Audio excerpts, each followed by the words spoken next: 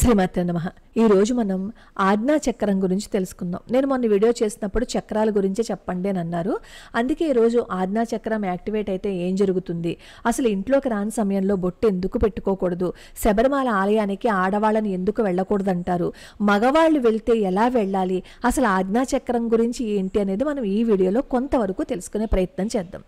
మన శరీరంలో 100కు పైచిలుకు చక్రాలు ఉన్నా అందులో ప్రధానమైన 6 చక్రాలు మేరుదండంలోని వివిధ స్థానాల్లో ఉంటాయి. మేరుదండం అంటే ఏంటి? వెన్నుముక అనమాట. సామాన్యంగా చక్రాలన్నీ నిద్రాణ స్థితిలోనే ఉంటాయి. వాటిని క్రియాన్వితం చేసుకునే అవకాశం ఉంటుంది. ఎలాగా? యోగ సాధన ద్వారా, మంత్రోచ్చరణ ద్వారా ఒక్కొక్క చక్రాన్ని మనం జాగృతం చేసుకునే అవకాశం ఉంటుంది. అలా జాగృతం చేసుకోవచ్చు కూడా. ప్రాణప్రతిష్ఠ చేయబడిన పవిత్ర ప్రదేశాలైన దేవాలయ సందర్శనం వల్ల కూడా నిర్దిష్టమైన చక్రాలని జాగృతం చేసుకోవచ్చు.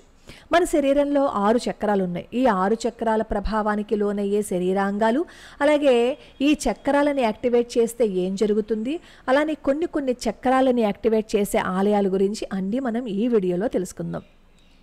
మన శరీరంలో ఉన్న చక్రాలేంటి?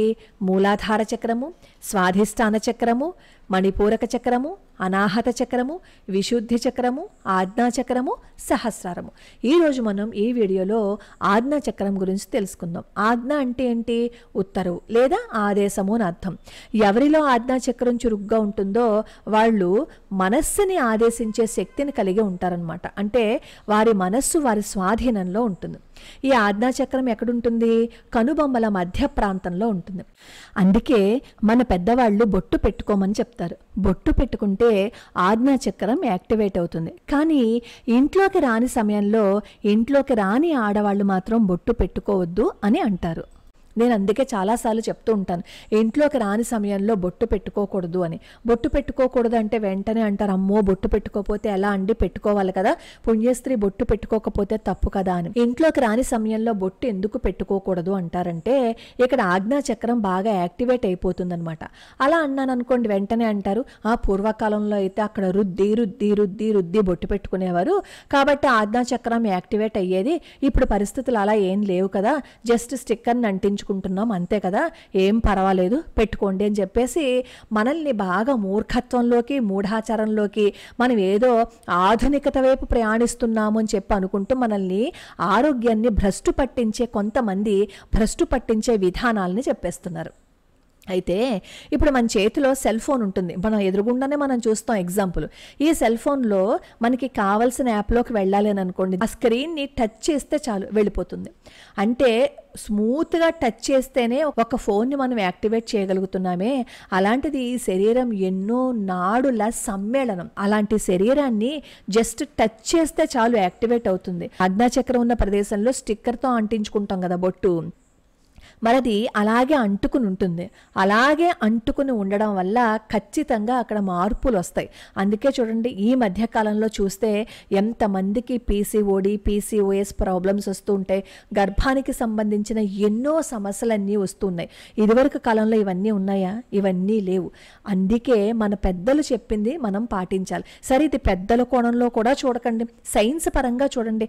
ఎందుకంటే మన ఋషులు చెప్పిందని ఎప్పుడూ పట్టించుకోం, కానీ సైన్స్ చెప్పిందంటే మాత్రమే మనకు నమ్మకం వస్తుంది. అఫ్ కోర్స్ ఈ సైన్స్కి సంబంధించి కూడా ఇప్పుడు కొట్టిపారేస్తున్నారు అనుకోండి, మన వెసులుబాటికి ఏ విధంగా ఉంటే దాన్ని మనం మార్చేసుకుంటున్నాం. ఆజ్ఞా చక్రానికి శక్తినిచ్చే దేవాలయాలు భౌతిక స్థాయిలో పిట్యూటరీ గ్లాండ్ సక్రమంగా పనిచేయటం కోసం దోహదం చేస్తాయి. శబరిమల ఇలాంటి ప్రసిద్ధ దేవాలయాలు, అలాగే అనేక శివాలయాలు ఆజ్ఞా చక్రాన్ని క్రియాన్వితం చేస్తాయి అన్నమాట. ఆధ్యాత్మిక మార్గంలో నడిచే భక్తులకు ముందుకు సాగడానికి తోడ్పాటుని అందిస్తాయి. ఈరోజు మనం ఈ వీడియోలో ఒక అద్భుతమైన విషయాన్ని తెలుసుకుందాం. వీలున్నప్పుడల్లా ఇంకా మిగతా చక్రాలతో ఆధారపడి ఉన్న ఆలయాల గురించి కూడా తెలుసుకునే ప్రయత్నం చేద్దాం. అసలు శబరిమల ఆలయానికి ఆడవాళ్ళు వెళ్ళకూడదు అంటారు కదా, అసలు ఎందుకు వెళ్ళకూడదు ఏంటి అనేది సైంటిఫికల్గా మనం తెలుసుకుందాం. తెలుసుకునే ముందు అమ్మవారి పాదపద్మాలకి నమస్కరిస్తూ వీడియోలోకి వెళ్ళిపోదాం. ఈ శబరిమల ఆలయం ఆజ్ఞా చక్రంతో ముడిపడి ఉంటుందన్నమాట. అసలు శబరిమలకి వెళ్ళేటప్పుడు గనక 7 చక్రాలకు సంబంధించిన ఆలయాలు ఉంటాయి. అవి ఒక పద్ధతి ప్రకారంగా మనం దర్శించుకున్నట్లయితే చక్కగా ఈ 7 చక్రాలు యాక్టివేట్ అవుతాయి. కాకపోతే గురువు ద్వారా మనం ఈ 7 చక్రాల ఆలయాల్ని దర్శించుకోవాల్సి ఉంటుందన్నమాట. దీనిని చాలా చక్కగా పరిశోధన చేసి ఉమెన్ ఇన్ శబరిమల అని చెప్పి సిను జోసెఫ్ గారు ఒక పుస్తకం రాశారనమాట. చాలా అద్భుతమైన పరిశోధన చేశారు అని చెప్పచ్చు. ఈవిడికి కూడా మూలాధార చక్రం ఆలయానికి వెళ్ళినప్పుడు మూలాధార చక్రం యాక్టివేట్ అయ్యిందని స్వ అనుభవపూర్వకంగా జరిగింది. ఆ విషయాలన్నీ కూడా ఆవిడ చెప్తారు. అవన్నీ మనం తర్వాత తెలుసుకుందాం. ఈరోజు శబరిమల ఆలయానికి ఆడవాళ్ళు ఎందుకు వెళ్ళకూడదంటారు, అసలు మగవాళ్ళు కూడా ఎవరు వెళ్ళకూడదు ఏంటి అనేది ఈ వీడియోలో తెలుసుకుందాం. శబరిమల అంటే అర్థం ఏంటి? శబరి కొండ అనే కదా అర్థం. కొన్ని యుగాల ముందు భక్తురాలైన శబరి ఈ కొండ మీద దీర్ఘకాలం తపస్సు చేసిందని చెప్తారు. ఆ దీర్ఘకాలం తపస్సు చేసిన ఈ కొండ మీదే అయ్యప్ప స్వామి వారు శాస్తా విగ్రహంలో లీనమైపోతారు. ఒక స్త్రీమూర్తి పేరుతో పిలువబడే ప్రదేశంలో భక్తురాళ్ళు ఎందుకు అయ్యప్ప స్వామి ఆలయానికి వెళ్ళకూడదు అంటారు? అందరికీ సహజంగా తలెత్తే ప్రశ్నే కదా. శబరిమలలో స్త్రీల ప్రవేశ నిషేధాన్ని ఎత్తివేయాలనే కేసు నడుస్తున్నప్పుడు ఏం జరిగింది అంటే కొంతమంది న్యాయమూర్తులు ప్రతివాదన చేశారనమాట. అయ్యప్ప స్వామి ఏమో నైష్టిక బ్రహ్మచారి స్వరూపులు కాబట్టి స్త్రీల సమక్షం స్వామివారి ఆజన్మ బ్రహ్మచర్యానికి భంగపాటును కలగజేస్తుంది కాబట్టి అక్కడికి వెళ్ళకూడదు అంటారని చెప్పి వాళ్ళేమో వాదనని వినిపించారు. అసలు ఒక సాధారణ మహిళ ఎలా స్వామివారి ఆజన్మ బ్రహ్మచర్యాన్ని భంగపాటును కలిగించేలా చేస్తుందో చెప్పండి. అంటే స్వామివారిని మనతో సమానంగా మనం పరిగణించేశాం కాబట్టి అలాంటి ఆలోచన వచ్చింది. అసలు బ్రహ్మచర్యము అంటే ఏంటి? ఇంద్రియాల మీద పరిపూర్ణమైన నియంత్రణ. అదే కదా బ్రహ్మచారి యొక్క ప్రధాన లక్షణము. భావోద్వేగాలపై పూర్తి నియంత్రణ, అలాగే దృఢమైన నిశ్చలమైన వ్యక్తిత్వం, ఇవన్నీ బ్రహ్మచారి లక్షణాలు. ఇవన్నీ సాధన చేస్తే అలవాటు పడతాయి. అంతే తప్ప నియంతృత్వము అనే పదం వాడడం ఇక్కడ సరికాదు. ఆడవాళ్ళని వెళ్లకుండా చాలా అణిచివేశారు ఇలాంటి మాటలు మాట్లాడకూడదు. అసలు ఎందుకు వెళ్ళకూడదు అనేది ముందు మనం తెలుసుకుని కదా నియంతృత్వము అని చెప్పి అనే పదాన్ని మనం వాడాలి. ఇతర విషయాలు అలాగే స్త్రీల మీద వ్యామోహం లేనప్పుడు అణిచివేత అన్న ఊసే తలెత్తదు కదా. అసలైన బ్రహ్మచారి స్వాభావికంగానే నిశ్చలంగా ఉంటాడు.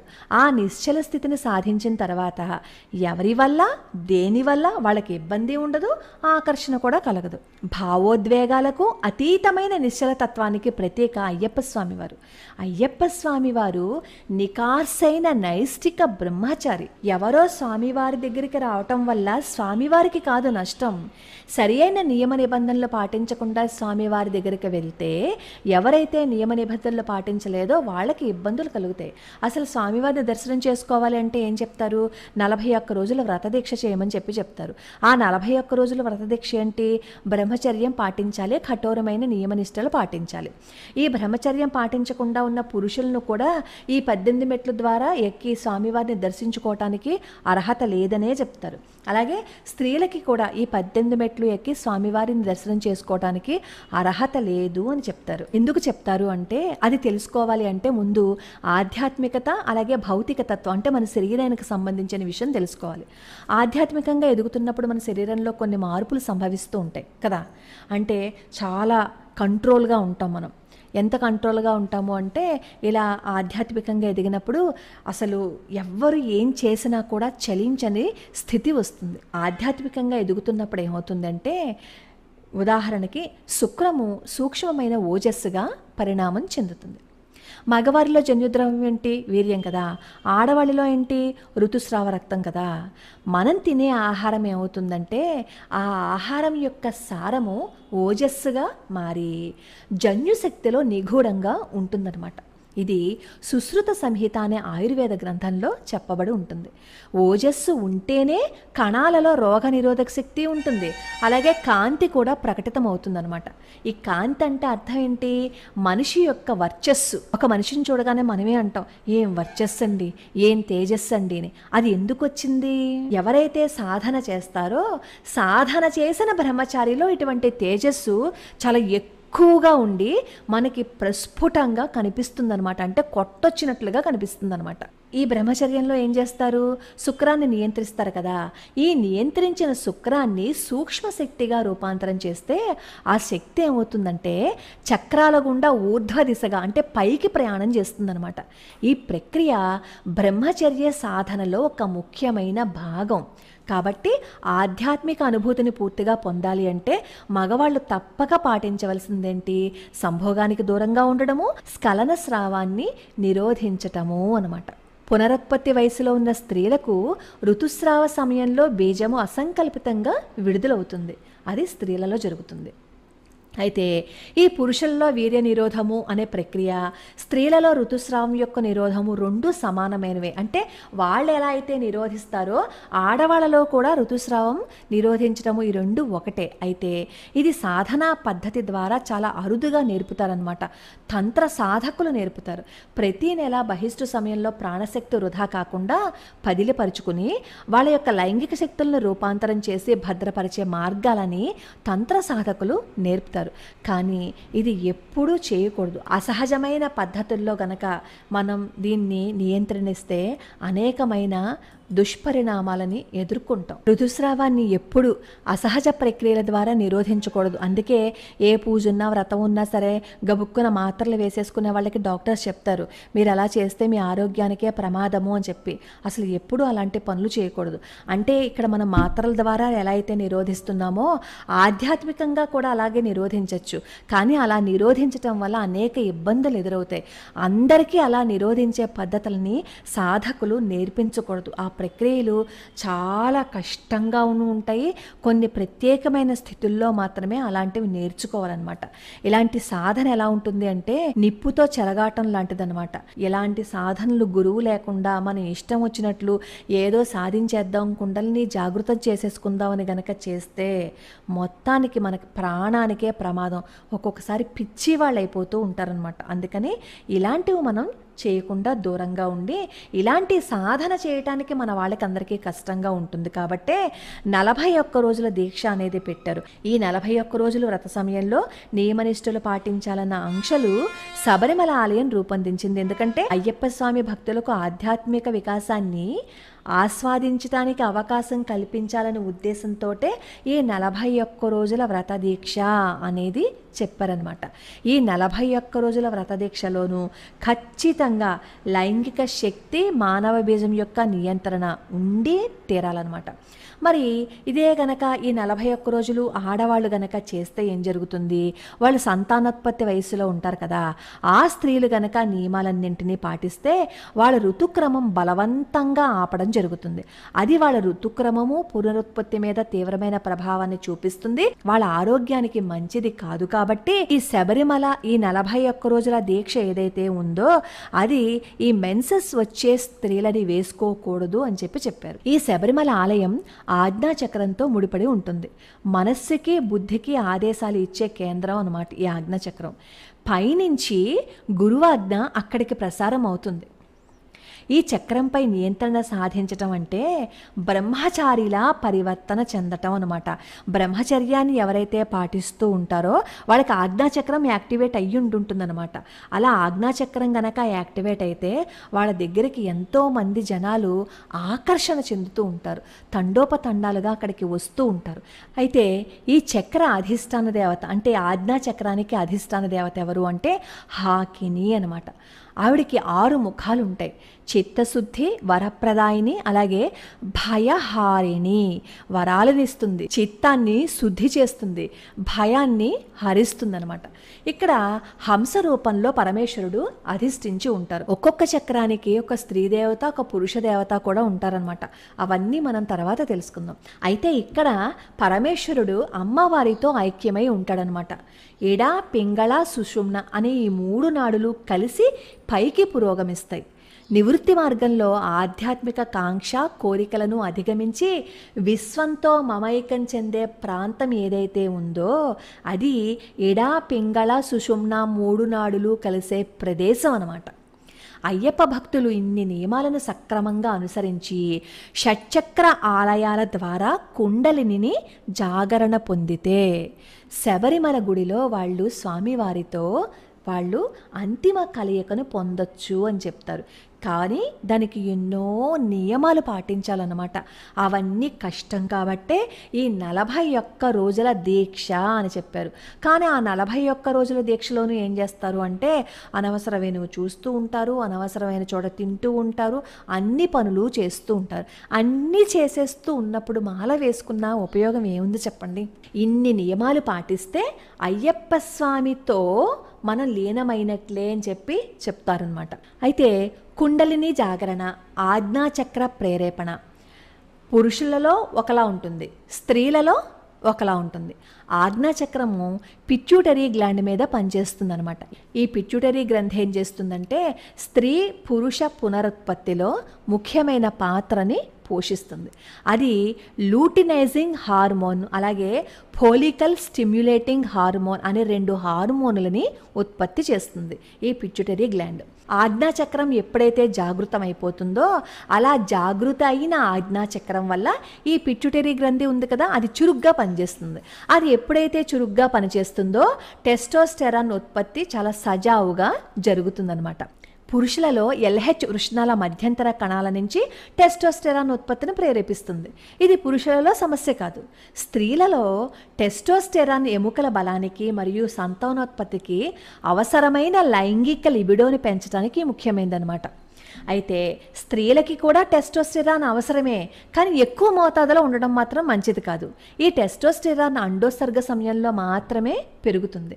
టెస్టోస్టెరాను అలాగే ఇతర ఎడ్రినల్ హార్మోనల్ నుంచి స్త్రీ హార్మోను ఈస్ట్రోజన్ తయారవుతుందన్నమాట. అంటే టెస్టోస్టెరాన్ తగినంతగా లేకపోతే స్త్రీ శరీరాలు ఈస్ట్రోజన్ను తయారు చేయలేవు. అంటే అండోత్సర్గము బహిష్టు ఇవన్నీ దేని వల్ల జరుగుతాయి? ఈస్ట్రోజన్ వల్ల కలుగుతాయి. అందుకే చూడండి, పోస్ట్ పోన్ ట్యాబ్లెట్లు ఇచ్చిన ఎవరికైనా ఎక్కువగా రక్తస్రావం జరుగుతున్నా ఈ ఈస్ట్రోజన్ ప్రొజెస్ట్రాన్ ఇలాంటి హార్మోనల్ ట్యాబ్లెట్స్ ఇస్తారు. ఎందుకంటే మనకి ఏదైతే తక్కువైందో దాన్ని బ్యాలెన్సింగ్ చేయటం కోసమే ఇస్తూ ఉంటారు. అందుకే హార్మోనల్ ట్యాబ్లెట్స్ ఎక్కువ వాడితే అది వాళ్ళ యొక్క గర్భం మీద పనిచేస్తుంది, డాక్టర్ యొక్క అనుమతి లేకుండా ఇవన్నీ వాడకూడదని చెప్పే కారణం ఇదనమాట. శబరిమల వంటి ప్రదేశాలు ప్రధానంగా ఆజ్ఞాచక్రం మీద పనిచేస్తాయి. స్త్రీలకి స్వాధిష్టానము అలాగే మూలాధారం కూడా సరిగ్గా చురుకుగా లేకుండా ఆజ్ఞాచక్రం మాత్రమే శక్తివంతమైతే ఏం జరుగుతుందంటే ఈ అండాశయాలు రాను రాను బలహీనపడిపోయి చివరికి పనిచేయటం మానేస్తాయి అన్నమాట. అలా పనిచేయటం మానేస్తే టెస్టోస్టెరాన్ను స్త్రీ హార్మోనులుగా మార్చలేవు. అంటే అండాశయాల ద్వారా తగినంత ఈస్ట్రోజన్ ఉత్పత్తి అవ్వదన్నమాట. ఒక్కోసారి అయితే పూర్తిగా ఉత్పత్తి అవ్వదు, టెస్టోస్టెరాన్ మాత్రం అదనంగా ఉండిపోతుంది. టెస్టోస్టెరాన్ పెరుగుదల వల్ల పురుషులకి పెద్దగా హాని కలగదు, కానీ స్త్రీ శరీరంలో మాత్రం టెస్టోస్టెరాన్ కొంచెమైనా పెరిగితే సాధారణ ఋతుస్రావం ఆగిపోతుందన్నమాట. అండోత్సర్గం జరగదు.